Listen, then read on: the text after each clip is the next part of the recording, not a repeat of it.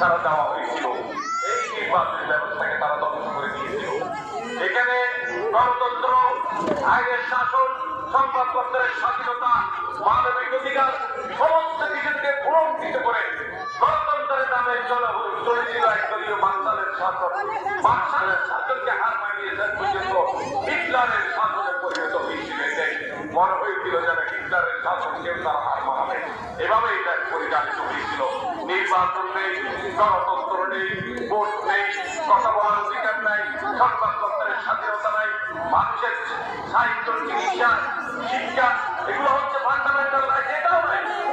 তিনবারের প্রধানমন্ত্রী, স্বাধীনতা যুদ্ধের মহান ঘোষক শহীদ রাষ্ট্রপতি জিয়াউর রহমানের বিধবা পত্নী বেগম খালেদা জিয়া একজন তিনবারের প্রধানমন্ত্রী, ওনাকে বিদেশের চিকিৎসার জন্য যেতে দেওয়া হয়। অথচ আওয়ামী লীগের একজন ইউনিটেড কর্মী যদি সত্যি কাছে হয়, সিঙ্গাপুর চলে যায়, ব্যাংকক চলে যায়, অথচ প্রধানমন্ত্রী, সাবেক প্রধানমন্ত্রী স্বাধীনতা যুদ্ধের ঘোষকের স্ত্রী বেগম খালেদা জিয়াকে বিনা চিকিৎসায় হত্যা করার চেষ্টা করা হয়েছিল। এই তো বাস্তবতা আপনারা জানেন। অথচ আপনারা চিন্তা করেন, এই নারী, এখানে অনেক নারী আছে, আমি তাদের কথা বলতে চাই যে নারীর ক্ষমতায়ন, নারীকে রাষ্ট্র পরিচালনার মূল কাঠামোতে সম্পৃক্ত করার যে উদ্যোগ সর্বপ্রথম নিয়েছিলেন স্বাধীনতা যুদ্ধের ঘোষক শহীদ